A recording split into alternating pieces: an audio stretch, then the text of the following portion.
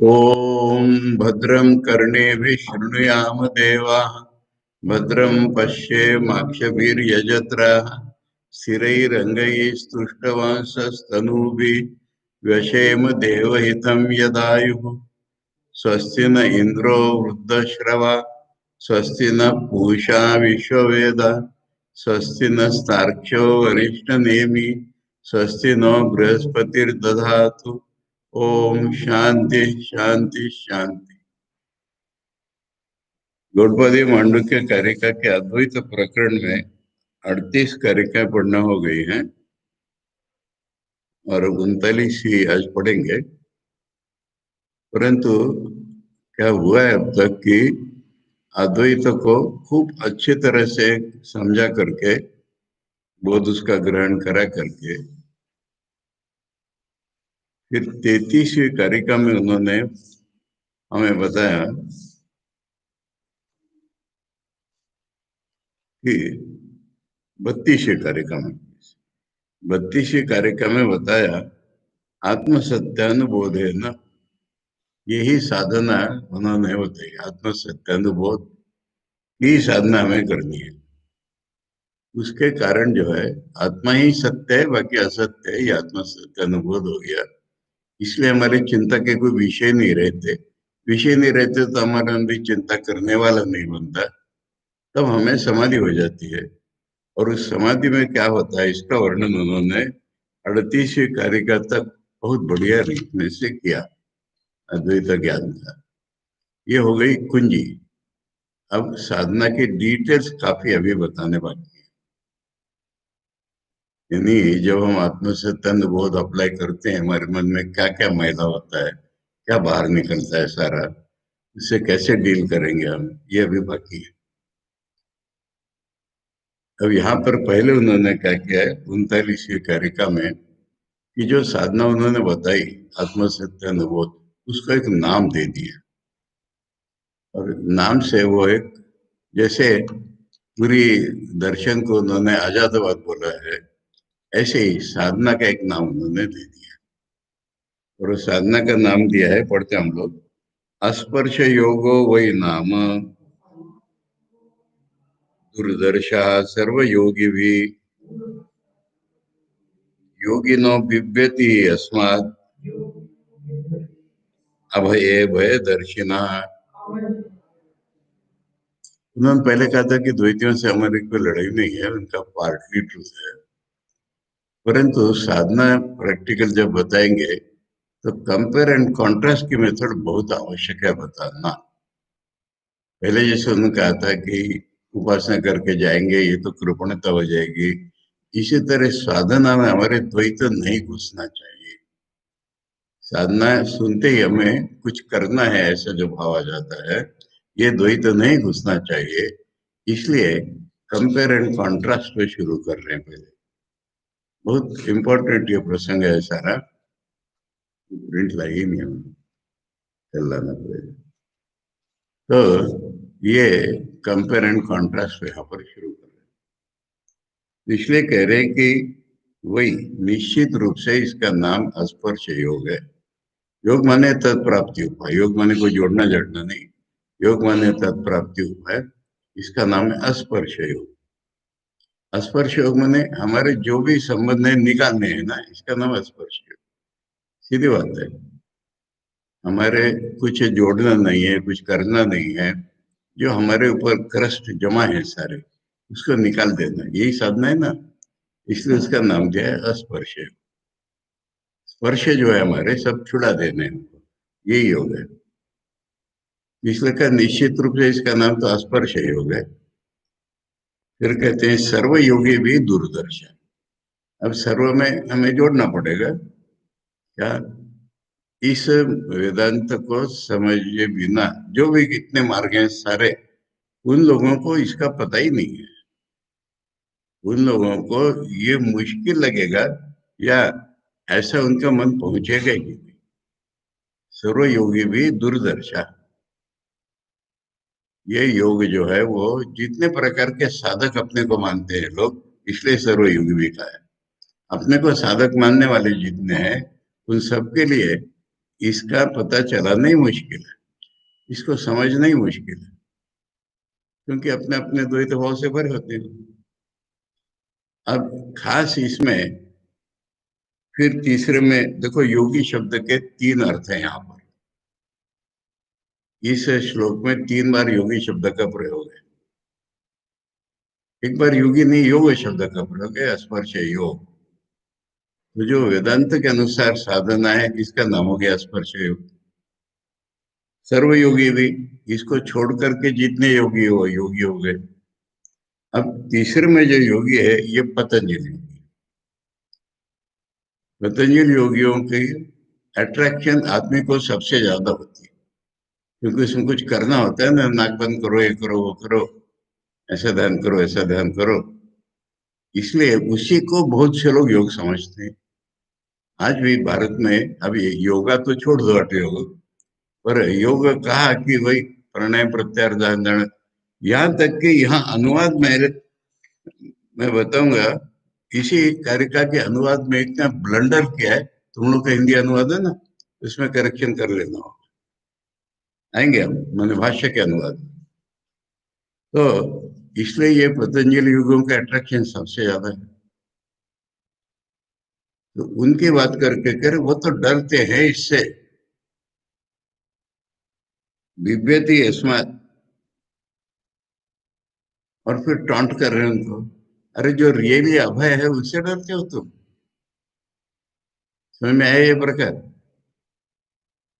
योग is based upon सांख्य। तो इसमें प्रकृति से अलग है हम, और पुरुष बहु है हम। ईश्वर की कल्पना ही नहीं है।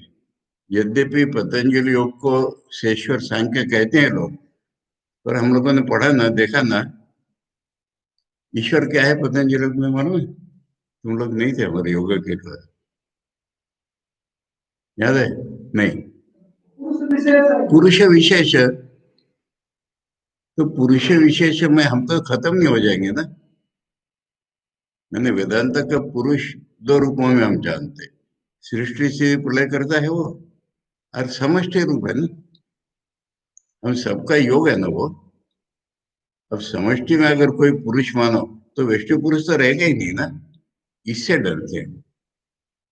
वो सोचते हैं कि हम अगर वेदांत को फॉलो करने लगेंगे तो हमारा नाश हो जाएगा, इंडिविजुअल रूप में रहेंगे ही नहीं, इसलिए उससे डरते हैं। और जो वेदांत का तो स्टेटमेंट है, ये द्वितीय आदमी भयम होती। अब मेरे जैसा पुरुष हो या कोई भी हो, मेरे से अलग कोई है तो भय है ही। और जहां पर मेरे से अलग नहीं है वही है भय एकमात्र। तो उस अभय से डरते हैं ये लोग। उपनिषद में देखो, जाते में हर एक को डर लगता है, खाली योगियों की बात नहीं। याज्ञवल्क्य ने मैत्री को बोला था कि जब ज्ञान हो जाएगा ना, तू नहीं रहेगी। तो फिर तो डरा दिया अपने, तो उनका डराया नहीं, इसका उपाय नहीं दूसरा, यही बताना होता है। स्वामी विवेकानंद को ठाकुर ने जो बोला था अमृत का ये है और तू जाएगा उसमें, तो मतलब तो अमृत का कुंभ है ना। और पहले दिन ठाकुर ने दूसरे दिन टच कर दिया था उनको। जब मन निर्विकल्प में जाने लगा तो चिल्लाए, क्या कर रहे मेरे माँ बाप ने। पर ये हुआ प्रारंभिक रूप में, जब तक वेदांत को पूरा ग्रहण नहीं हुआ तब तक। तो तैत्तिरीय उपनिषद में कहा है कि आखिरी जो होता है स्टेप ब्रह्म के साथ एक हो जाने का, वहां डर लगता ही है। तो तैत्तिरीय ने बोला बिना डर के जाओ अंदर। वहां आचार्य के भाष्य में एक शब्द है, अभयम इति क्रिया विशेषणम अत्र। अभय नाम यहाँ पर क्रिया विशेषण मैंने जाना जो है ना, वो बिना डर के जाओ, ये क्रिया विशेषण। फिर वहां जाना तो अभय है ही, पहुंचना। इसलिए यहाँ पर है सब योगियों के साथ कंपैरिजन, और पतंजलि योगियों को कहना कि ये तो डर के भागते हैं। और फिर कहना कि तब हमें समझ में आएगा ना, वेदांत की साधना तब समझ सकते हम जब हम पतंजलि योगियों के दोष देख ले, नहीं तो देखो, एक मैं कहानी बताता हूँ। कहानी मैंने एक इंसिडेंट बता रहा हूँ, इंसिडेंट रिपीटेडली। सोलापुर जाता हूँ ना मैं कई बार, तो वहाँ के जो मुखिया हैं, उनको मेरे प्रवचन बहुत अच्छे लगते हैं। परंतु कहते फिर साधना क्या करनी है हमने? और वो है विपश्यना केंद्र बना लिया उन्होंने वहां पर खुद ही।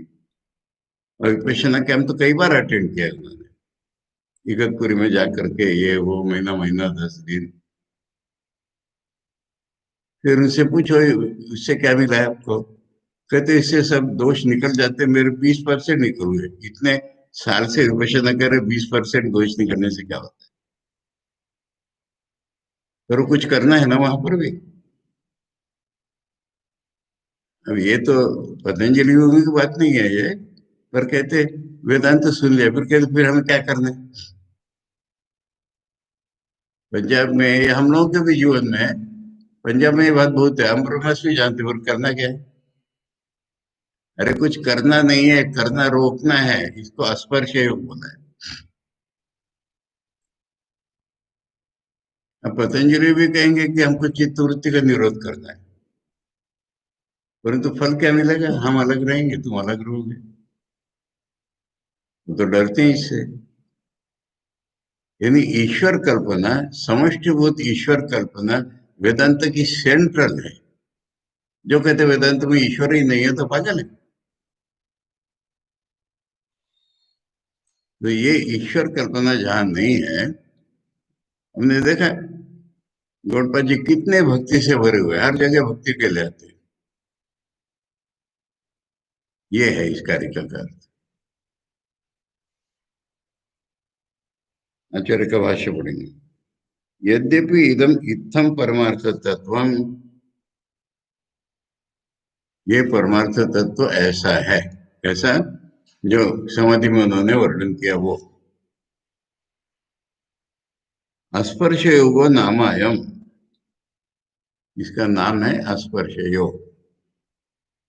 सर्व संबंधाख्य स्पर्श वर्जितत्वात्, जितने प्रकार के संबंध है हमारे,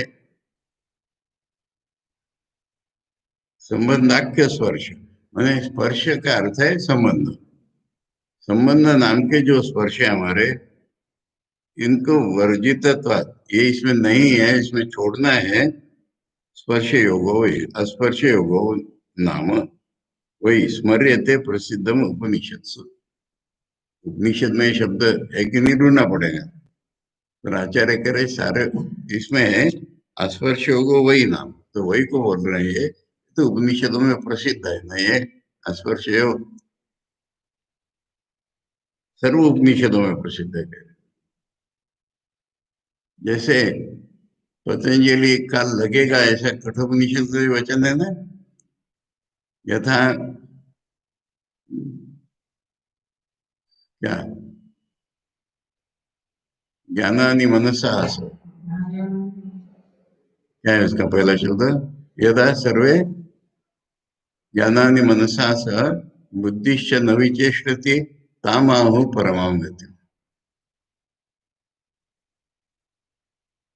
मुझे लगता है ये तो ये क्या है? पंच ज्ञानेन्द्रिय रुक गई, मन रुक गया। और बुद्धि, बुद्धि तो ही मैं है ना, इसने भी कार्य करना छोड़ दिया। मैंने हम ब्रह्मास्मि भी नहीं चाहिए, ये बुद्धि ने कार्य करना छोड़ दिया। सांख्य वगैरह बुद्धि कोई तो चिपके हुए, तो उसको परमागति कहते हैं। इसी को योग कहते हैं।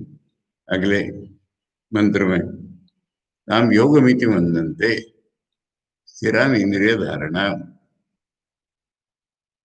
अप्रमत्त तदा भवति योगो ही प्रभाव।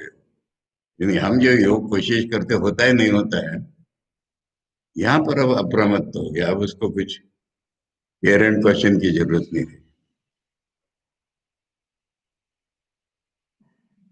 तो ये है प्रसिद्ध है स्पर्श योग। हम देखने वालों को लगेगा पतंजलि ने भी यही कहा है। पतंजलि की तो एक रोकने की, रोकना नाम की वृत्ति है उसमें, वो नहीं जा रही है।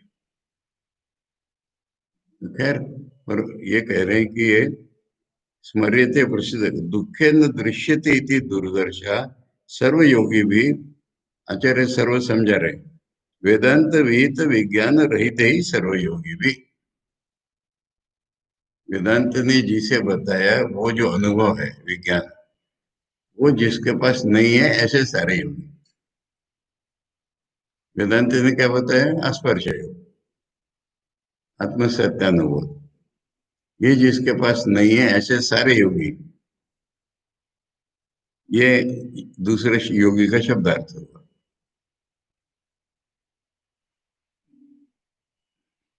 आत्मसत्य अनुबोध आयास लभ्य एवं इत्यर्थ।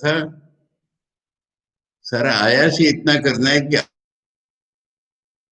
अप्लाई करो, और कुछ करना नहीं है। अभी इसका अनुवाद हॉरिबल कर दिया है हिंदी में, जिसके अनुवाद है ना सब देख लो। तात्पर्य यह है कि यह एकमात्र आत्मसत्य के अनुभव और श्रवण मनन एवं प्राणायाम आदि आयोजनों द्वारा ही प्राप्त है। कहाँ प्राणायाम लिया है यहाँ पर? इसको मैं बताता हूँ, ऐसा करो। हाँ, आत्मसत्य के अनुभव रूप, यहाँ रूप जोड़ो, मैंने यही आत्मसत्य के अनुभव रूप आयासों के द्वारा, आयास के द्वारा, आयासों प्लूरल मत करो ये, और श्रवण मनन एवं प्राणायाम आदि ये सब काट दो। आत्मसत्य के अनुभव रूप आयास के द्वारा ही प्राप्त होने होंगे। आयास है इसमें, आयास नहीं ऐसा नहीं, आयास के माने साधना है, आयास से माने साधना है इसमें, साधना के बिना नहीं है। पर साधना यह है कि आत्मसत्य अनुभव लगाना है, हर जगह अप्लाई करना है। हाँ, आत्मा ही सत्य है और कुछ सत्य नहीं, इसका नाम आत्मसत्य। आचार्य ने बताया था वहां पर, जहाँ ये शब्द का प्रयोग हुआ 33 कार्य को खोलो।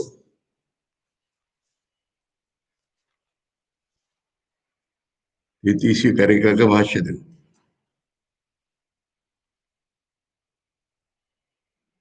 आत्मा ही वो सत्यम, आत्म सत्यम, है ना? 33, 32, मैं बार बार गलत बोल रहा हूँ, बार बार गलत हो रहा है। 32वीं कारिका में बोला है आत्मा ही वो सत्यम, आत्म सत्यम, मृत्यु का है वह, मैंने बाकी सत्य नहीं बताने के लिए मृत्यु का बताया। वाचारंभणम विकारो नामधेय मृत्यु का इत्यव सत्यम इति श्रुते है। ठीक है, अभी आत्मसत्य हो गया।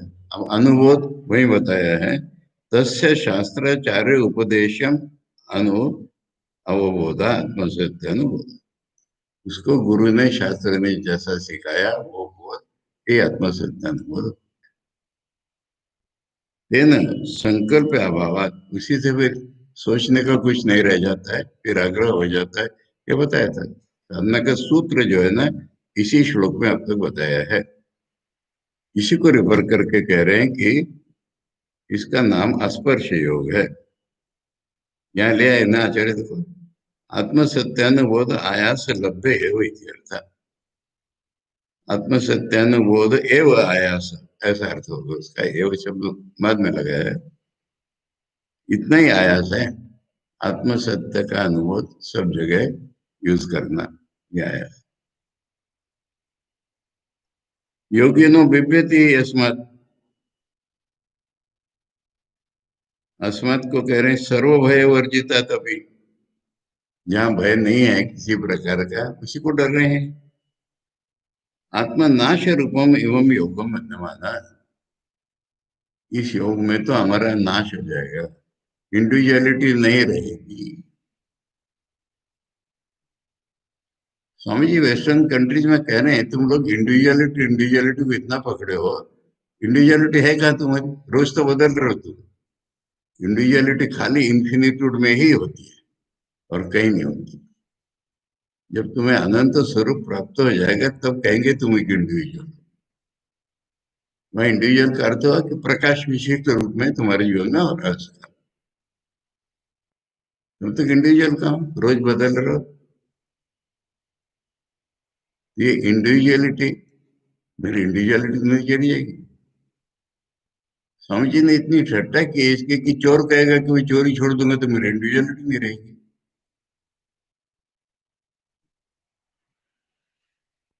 नहीं बदलना चाहते, जैसे रावण वगैरह। फिर मैं क्या रह गया? तुम कह रहे हो ये धर्म है वो धर्म है, दीक्षिता को लौटा दो, फिर मैं क्या रह गया? इसी में उनका मैं होता है।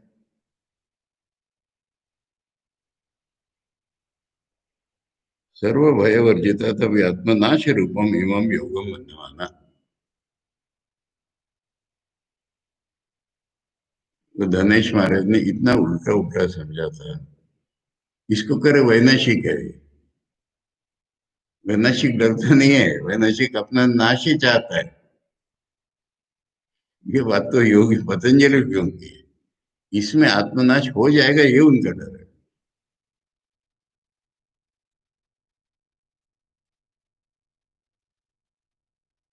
भयम कुर्वन्ति अभय अस्मिन् भयदर्शिनो भय निमित्त आत्मनाश दर्शनशील अविवेक नहीं करता।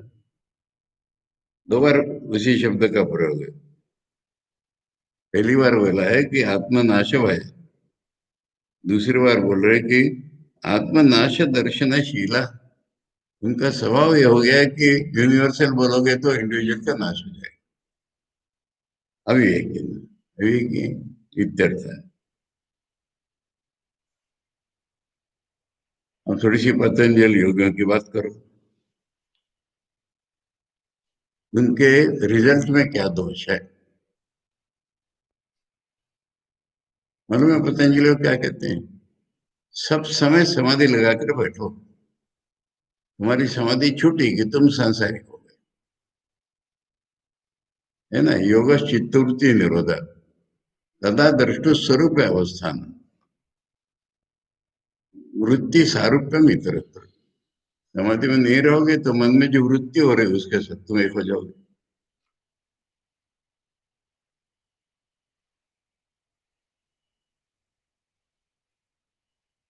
इसलिए अब उनकी ठट्ठा उड़ा रहे हैं। हाँ? गलत है पर ऐसी में लगे रहते हैं ना। इसलिए तो गौडपाद उसको क्रिटिसाइज कर रहे, नहीं तो क्या क्रिटिसाइज करने की जरूरत थी?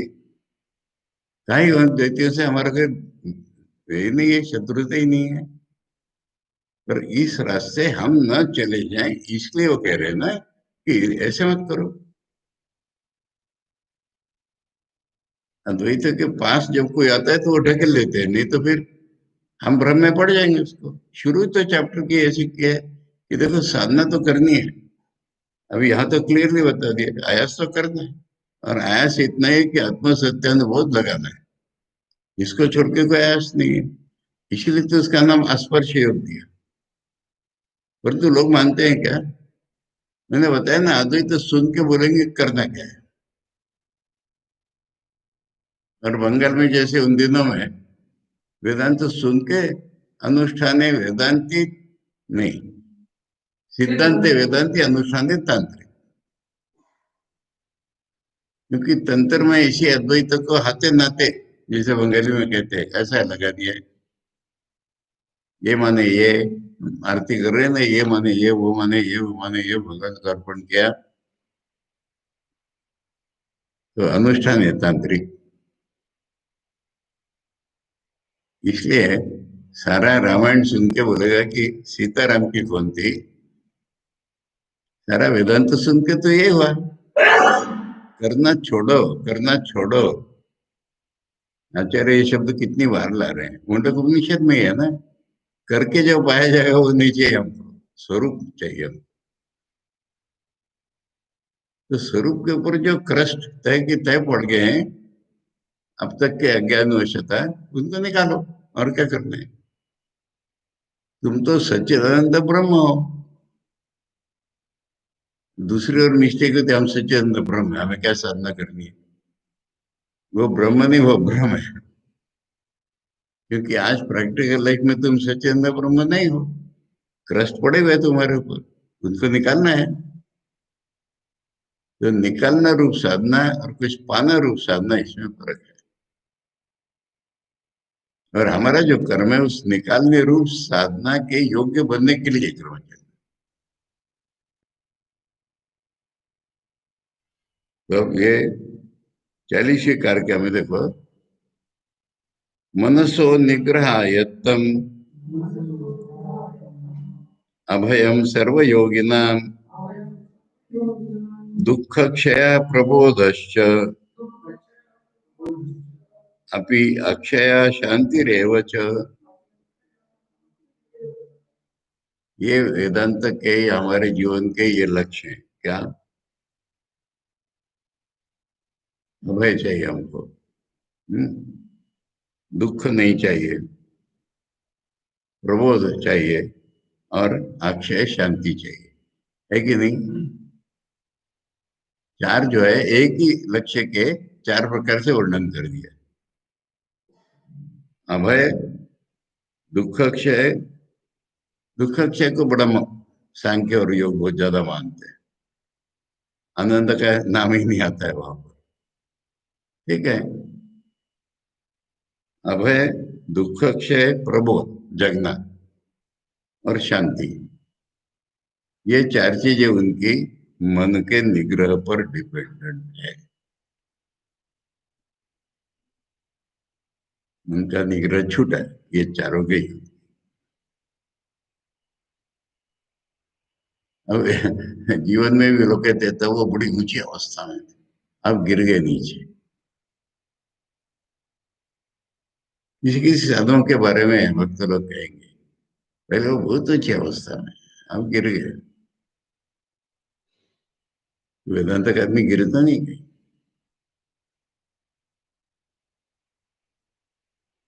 अब ऋषि लोग इतनी कठोर तपस्या करते थे, तपस्वी लोग, फिर कोई इंद्र ने रंभा उर्वशी भेज दी कि खत्म हो गया। पर वेदांत की साधना है, हम सबका आत्मा बनना चाह रहे हैं, हमें कोई विघ्न नहीं कर सकता। हमें कुछ भी नहीं चाहिए। जनक राजा का स्टेटमेंट है ना। जनक राजा के लिए अष्टावक्र रुके रहते थे प्रवचन करने के वक्त। जनक आया कि प्रवचन शुरू करें, तो उनके शिष्य लोग कोई डिस्टर्ब हो रहे थे कि राजा इसलिए इसको मानते हैं। एक दिन क्या हुआ कि जनक आए, प्रवचन शुरू किया, और आग लगे, आग लगे, आग लगे। सारे साधु लोग भागे अपनी लंगोटी बचाने के लिए। जनक उठ ही नहीं रहे। तो मुझे तुम्हारा कुछ नहीं जल रहा है? बोले, नहीं जल रहा। अनंतम बत में वित्तम यस्य में नास्ति किंचन मिथिलायाम प्रदग्धायाम न मे दह्यति किंचन। मेरा भी पैसे अनंत है,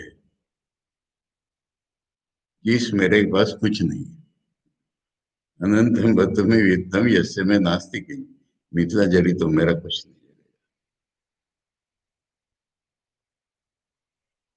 तो ये स्टेट है ना। इसको सोचने में जो वेदांती है हम जैसा, तो सोचने में आनंदित थ्रिल होता है। ऐसा भी जीवन होता है। स्वामी जी ने अमेरिका में बताया ना कि तुम लोगों ने चैलेंज रखा है दुनिया के सामने, कितना अधिक से अधिक आदमी पैसा इकट्ठा कर सकता है। हमारे देश में रामकृष्ण के रूप में जवाब दिया कि बिना पैसे का कितना आनंद है मेरे। और तुम लोग कहते हो सेक्स के बिना आदमी चलता नहीं है। हमारे देश ने रामकृष्ण के रूप में उत्तर दिया बिना सेक्स के कैसे प्यार और आनंद हमारे। तो छोड़ना ही तो ग्लोरी है। डरते हैं। मुझे डरने की दूसरी बात याद आ रही है। नहीं, मैं जब येलागिरी में था ना, तो मिलने भक्त लोग गए थे। अब अकेले डर नहीं लगता? अकेले को क्या? मुझे तो अकेले में जितना आनंद है उतना और कहीं आनंद नहीं है। खैर वो बातें छोड़ो। तो यहाँ पर ये है गौड़पाद का उनके ऊपर, उनका सारा मन के निग्रह पर डिपेंडेंट।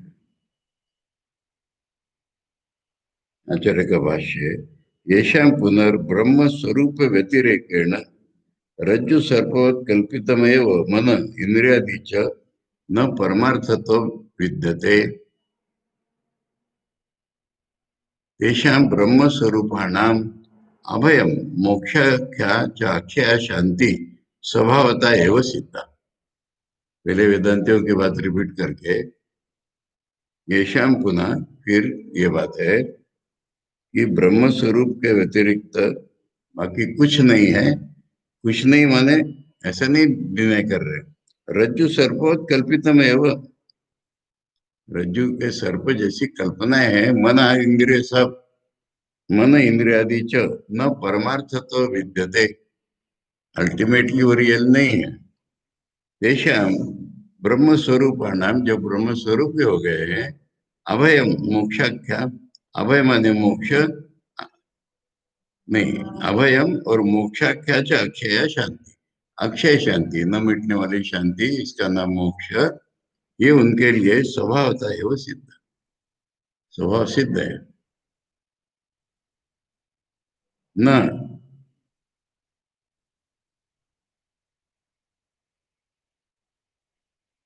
न अन्य आयत्ता, तीन शब्द है इसमें।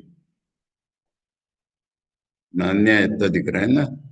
न अन्य आयत्ता माने दूसरे उपायों द्वारा प्राप्त करने लायक नहीं है। अन्य माने दूसरे उपाय, आयत्त करने में अपना बनाने में, ऐसी नहीं है।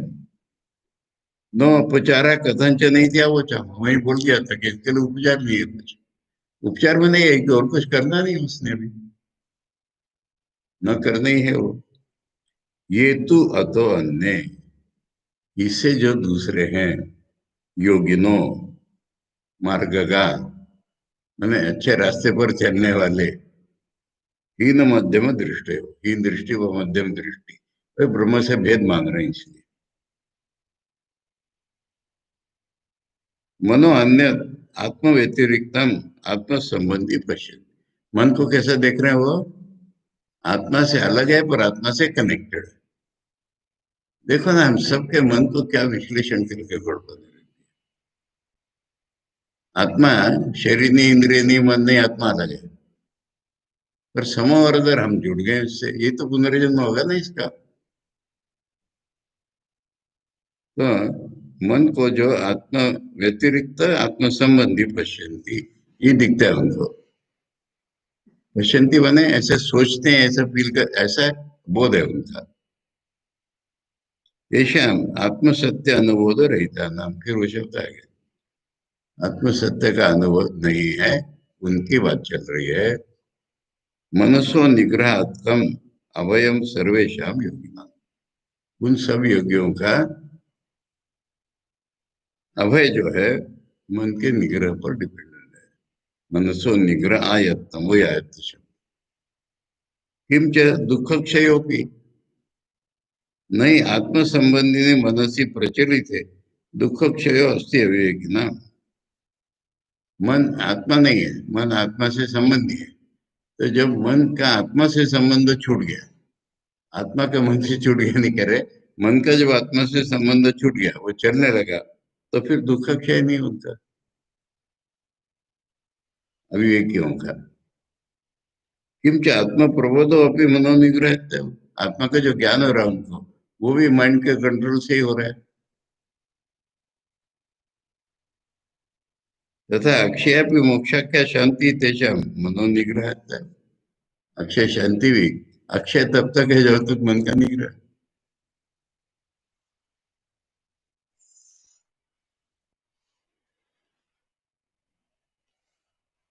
अब एक पॉइंट ऐसा है योगियों का, जो वेदांत को मान्य है, ग्राह्य है, परंतु आत्मसत्यानुबोध लगा कर, अब आत्मसत्यानुबोध की जो साधना करनी है ना, क्योंकि एक दिन में होने वाली नहीं है, ये भी गौड़पाद को पता है। कब तक चलेगी पता नहीं है। पता नहीं माने मन में जो आएगा वो निकाल दो ना, यही साधना है ना। हम निकालते निकालते एक दिन निकल जाएगी, अगर हम उसको सही उपाय से निकालेंगे तो। यहाँ पर फिर योगियों के साथ डिफरेंस बता रहे हैं। ये 4 5 6 श्लोक अत्यंत महत्वपूर्ण है। उत्सेक उददेर यद्वत् कुशाग्रेण एक बिंदुना मनसो निग्रह तद्वत् भवेद अपरिखेदता। ये जो अपरिखेद शब्द है ना, बंगाली में जिसे विरक्त कहते, बोर, हिंदी में कहते उबना। उबना शब्द मालूम है तुमको?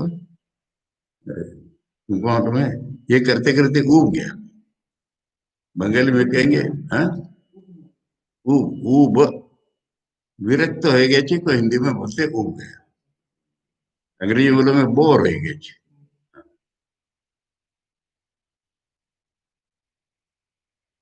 इसको कहते हैं परि।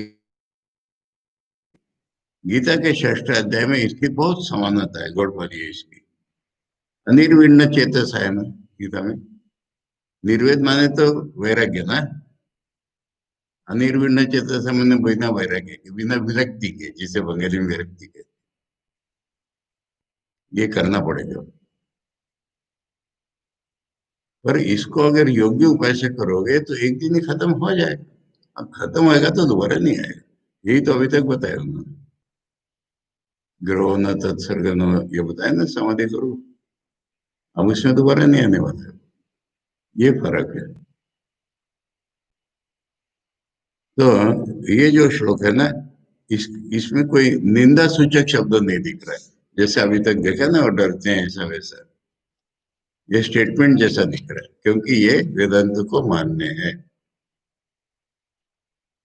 समझ आए? ये श्लोक के किनारे बैठे हैं, और कुश का एक आपत्ति है आपके पास, और उससे डाल करके एक एक बूंदे निकालना। इसमें जितना अपरिच्छेद जरूरत है, उतना मन का निग्रह इसमें उतना ही अपरिच्छेद जरूरत है। अब हो गया, अब हो गया, फिर पतन हो गया।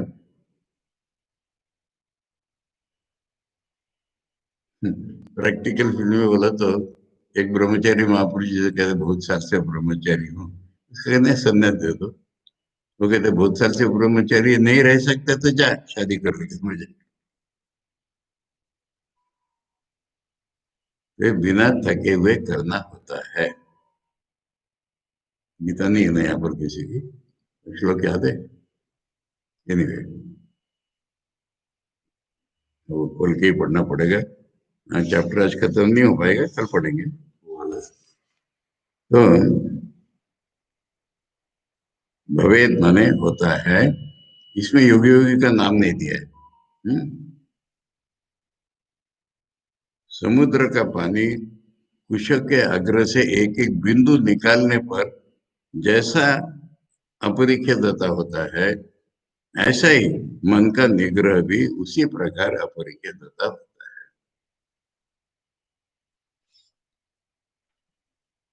आचार्य के भाष्य मनोनिग्रहो तेषाम, अब उनका बोला है पतंजलि का, उददे कुशाग्रेण एक बिंदुना उत्सेचनेन शोषण व्यवसायवत, व्यवसाय में बिजनेस नहीं होता, निश्चय मन का, इसको सुखाऊंगा। व्यवसाय होता, उसमें लगे हुए वो, अनवसन्नांत अंतकरणाना। अवसन्न, अवसन्न माने ग्लानी व डिप्रेशन, थक गया। अवसन्न माने वही थक गया, हम नहीं होता मेरे से, थक गया, ऐसा नहीं चलेगा। करना नाम अनिर्वेदा अपरिखेद तो होती थी, इसी का नाम अपरिखेदता है। ठीक है, अब गौड़पाद के सुनो। उपायेन निगृह्णीया विक्षिप्तम काम भोगयो सुप्रसन्नम लये चैव यथा कामोलयस्तथा। वो आत्मसत्यानुबोध से साधना शुरू हो गई। इसमें क्या क्या विघ्न आते हैं, क्या क्या करना है, यहाँ से भी बोले। हम भी क्या बोलते हैं कि अपरिच्छेदता करना होगा, पर विशिष्ट उपाय के द्वारा। उपाय है ना निगृह्णीया, उपाय क्या, उपाय निष्ठ होगा वो। उपाय से मन को कंट्रोल में लाना होगा, दो चीजों से। काम भोग में अगर विक्षिप्त हुआ हो मन, तो उपाय से उसको कंट्रोल करना होगा। और अगर लय हो गया होगा तो उसको जगाना होगा। मैंने योगियों से भी फर्क आ गया इसमें। मनोलय, जो मनोलय के जितने श्लोक है ना पुराने, उनको दो भागों में बांटो तुम। एक खाली मनोलय मनोलय, और दूसरा ये, हाँ, मुझे एकदम राम का श्लोक याद है, मतलब मैंने वो श्लोक रामचंद्र जी के बारे में, राम रक्षा स्तोत्र में एक ऐसा श्लोक है कि संस्कृत व्याकरण की सातों विभक्तियां उसमें हैं। हाँ, रामो राजमणि सदा। तो उसमें क्या है, रामे चित्तलय सदा भवतु में। रामे चित्तलय सदा भवतु में, मेरा चित्त राम जी में लीन हो जाए। वो कोई लय, चित्त लय नहीं, सुलह नहीं दिया चित्त को। ये फर्क देखना। खाली चित्त लय वो पतंजलि की मान है। और जैसे ब्रह्म में, विष्णु में, किसी में चित्त लय है, ब्रह्म में चित्त लय है, तो वो अलग हो गया। तो कहता है लय हो गया ना, और लय में बड़ा खुशी होता है, आनंद रहता है उसमें। सुप्रसन्नम, उठाओ उसको। जितना काम डेंजरस है उतना ही लय डेंजरस है। ये गौरबात की प्रैक्टिकलिटी। साधना की डिटेल्स देखो। पहले बता रहे हैं कि जो अपरिचित था तो हमको भी मानना है, परंतु उपाय करके करना पड़ेगा। उपाय अगले श्लोक में बता रहे हैं। उपाय करके करना पड़ेगा, और दो जगह से इसको आगे बढ़ाना पड़ेगा। अगर कामना के द्वारा विक्षिप्त हो गया है तो वहां से उसको उपाय लगाना पड़ेगा, और अगर लय हो गया है तो वहां से उसको उपाय लगा के उठाना पड़ेगा। क्योंकि जितना विक्षेप डर की बात है, उतना ही लय भी खराब बात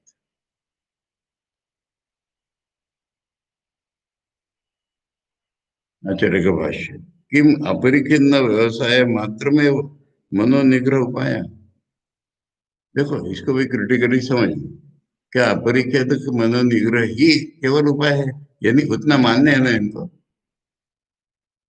उसकी टीका नहीं कर रहे हैं, परंतु क्या उतना ही करना है? किम अपरिचिन्न व्यवसाय निश्चय, अपरिचिन्न करूंगा ये निश्चय ही, यही केवल उपाय है मनोनिग्रह का? न इति उच्चते, नहीं, इसका दूसरा उपाय है। फिर से उसको पॉजिटिवली लिया है। अपरिचिन्न व्यवसायवान सन, मैंने ऐसा मन का निश्चय होना चाहिए कि टायर्ड नहीं होऊंगा, थकूंगा नहीं, भूखूंगा नहीं, बोर नहीं होऊंगा, विरक्त ना होए, करना पड़ेगा। उपाय है न काम भोग विषयेषु विक्षिप्त मनो, कामनाओं का भोग करने के लिए विक्षिप्त जो मन हो गया है, निगृहणीयात, रोको उसको उपाय से। निरुंध्यात आत्मनि एव इत्यर्थ। वो भी मन को खाली रोक लो नहीं कह रहे, मन को आत्मा में ले आओ। गीता में भी यही है। ये तो निश्चरति मनश्चंचलम अस्थिरम, ततस्ततो नियमित आत्मनि एव वशम नहीं। तो यहाँ भी कह रहे कि जो बिखर गया होगा उसको पकड़ करके आत्मा में ले आओ। किंच, और भी लिए थे अस्मिन नीति सुषुप्त हो, सुषुप्ति में मन लीन है ना। रोज की सुषुप्त में, आध्यात्मिक सुषुप्त, पांचवें छठे मंत्र में बताई हुई सुषुप्ति। लया, तस्मिन लये च सुप्रसन्नम आयास वर्जितम अपि, वहां कुछ एफर्ट के बिना सुख मिल रहा है। हमारी नींद से हमको पता चल रहा है ना, ऐसे वहां पर मिल रहा है। इति एतत् निगृहणीयाद इति अनुवर्तते, वहां पर भी वो निगृहणीयाद लगा शब्द। उसको भी कंट्रोल करो, वश में लाओ। सुप्रसन्नम चेत कस्मात निगृह्यत, जब वहां पर प्रसन्न है तो क्यों उसको बताने सताना है? यस्मात् यथा कामो अनर्थ हेतु तथा लयो, क्योंकि जैसे काम अनर्थ का हेतु ऐसे लय भी अनर्थ का हेतु है, इसलिए वहां नहीं छोड़ना है। अतः काम विशेष से मनस्सो निग्रहवत लयादपि निरोधव्यम इत्यर्थ है। इसलिए काम विषय से जैसा लौटाना है ऐसा उसको लय होने नहीं देना है। अब इसमें मुझे एक बात कठोपनिषद की याद आ गई, और भूतेशान जी ने पढ़ाया था, मैंने कठोपनिषद के दिनों में बोला था।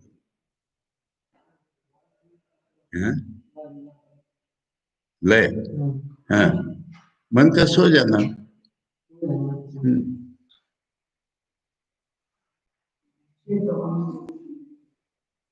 बड़ा रोज की नींद से कंपेयर करो ना, कितना आराम है, कितना सुख है, कितना आनंद है, परंतु रह नहीं पाते ना, तो फिर ऐसे ही हो जाएगा ना तुम्हारा।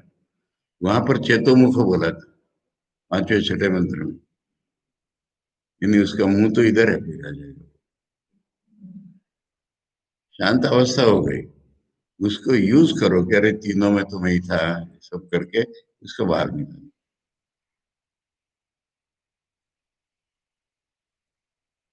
वो है ना हमारे ईशानंद जी ने पुस्तक लिखी थी सुषुप्ति समाधि है, तो मुझे अभी क्या याद आ रहा था, कठोपनिषद में बताया ना कि मन को अव्यक्त में लीन नहीं करना है। बुद्धिजन जी का अव्यक्त में लीन हो जाओगे ना, तो फिर उठने मुश्किल हो जाएगा, फिर उठने मुश्किल हो जाएगा। लाटू महाराज का कहना है मैं को खोना पड़ता है, मैं को ढूंढ नहीं करना पड़ता है।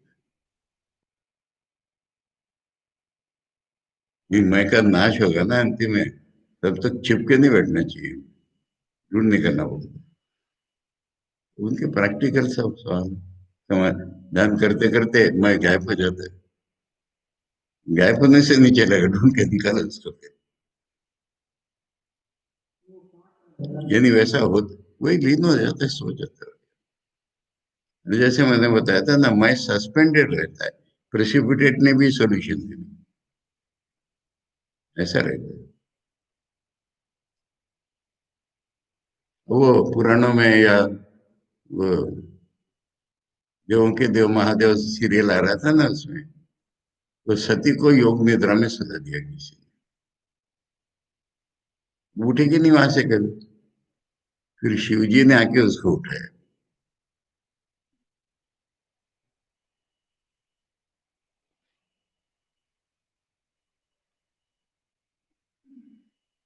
अतः काम विशेष से मनो निग्रहवत लयादपि निरोधव्यम इति अर्थ। अब उपाय तो बताओ, इतना तो हो गया सब। दुखम सर्वम अनुस्मृत्य काम भोगात निवर्तयेत, अजम सर्वम अनुस्मृत्य जातम नैव तु पश्यति।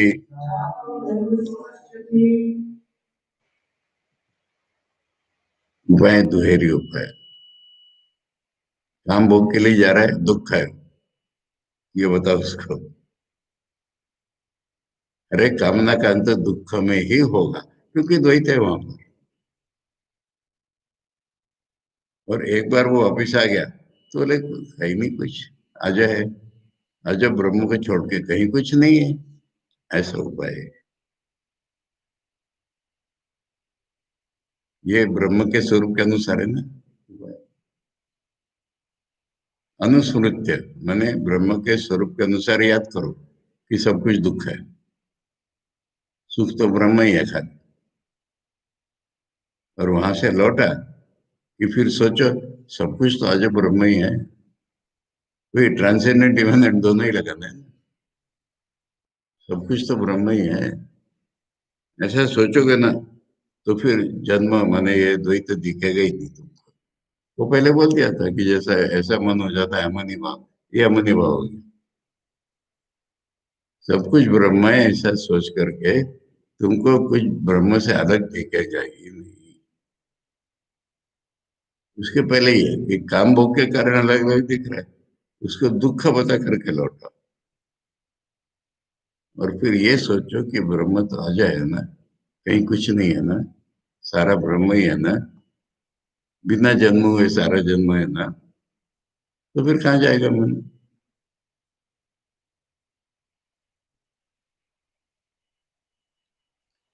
भक्त लोग इसको बोलेंगे, एक पद है मराठी में, किसका मुझे याद नहीं आएगा,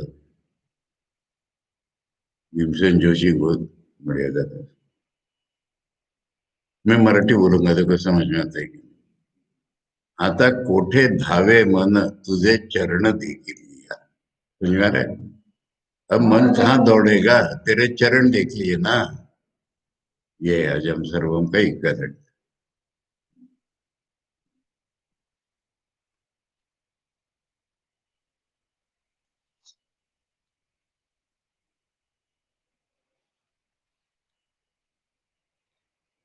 कैसे उपाय है कि उच्चते आचार्य कहे वो क्या उपाय है, वो अभी बता रहे हैं। सर्वम द्वैतम अविद्या विजृंभितम दुखम एवं इति अनुस्मृत्य। जितना द्वैत है वो अविद्या का ही खेल है, इसलिए दुख ही है, ऐसा याद करके काम भोगा, काम निमित्त भोगा, काम भोग माने इच्छा के कारण होने वाला भोग, इच्छा विषय, वो तो इच्छा का विषय है। तस्मात विप्रसुत मनो, उसमें फैल गया है मन, विप्रसुत माने विप्रसृतम, प्रसृतम माने फैल गया ना, विशेष रूप से फैल गया है मन। निवर्त ये वैराग्य भावना है इधर। यही तो वैराग्य की भावना है। इसका एक उदाहरण देते लोग, दो उदाहरण बताऊंगा। कि भूख लगी है और खूब अच्छे पकवान में परोसे हैं, और खाना शुरू करोगे इसके पहले किसी ने बोले उसमें तो विष है, तब जो उत्पन्न होता है उसको वैराग्य कहते हैं।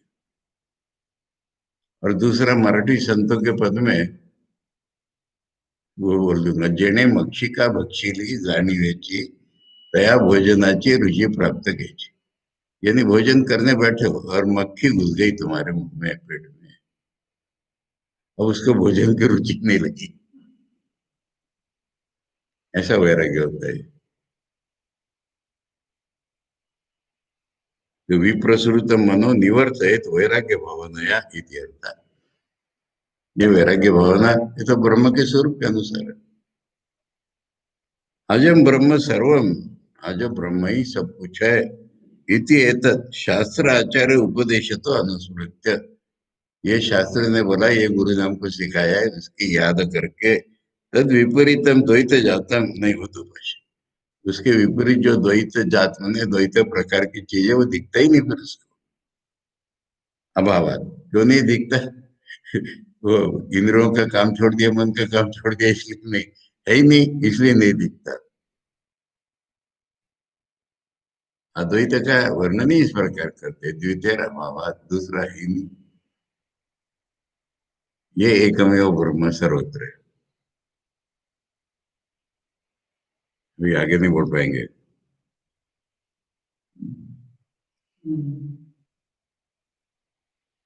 पढ़ लेता हूँ मैं दो कारिकाएं और समझाऊंगा कल। लये संबोधये चित्तम विक्षिप्तम शमयेत पुनः सकषायम विजानीयात समप्राप्तम न चालयेत नास्वादयेत सुखम तत्र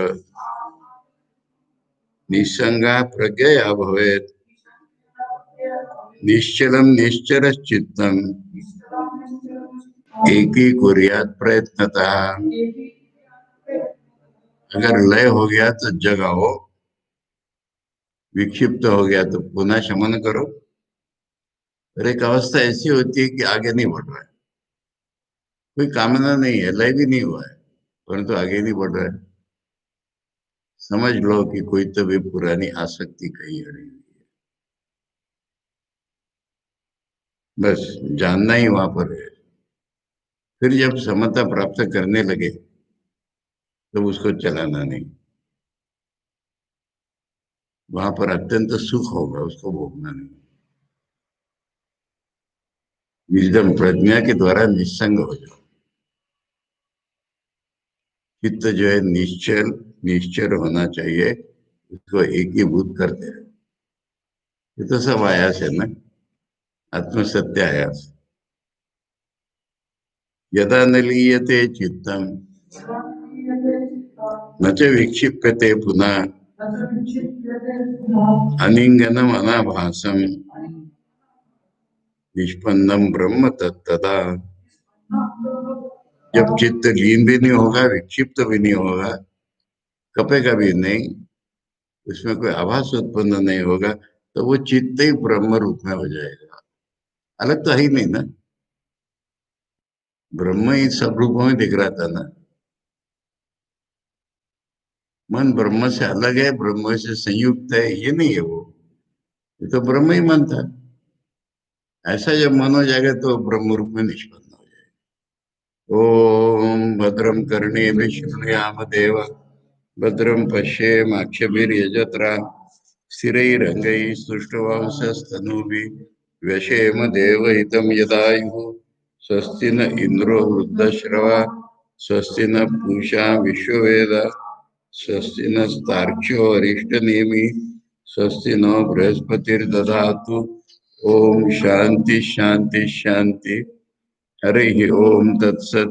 श्री रामकृष्ण अर्पणमस्तु। आज हम लोगों ने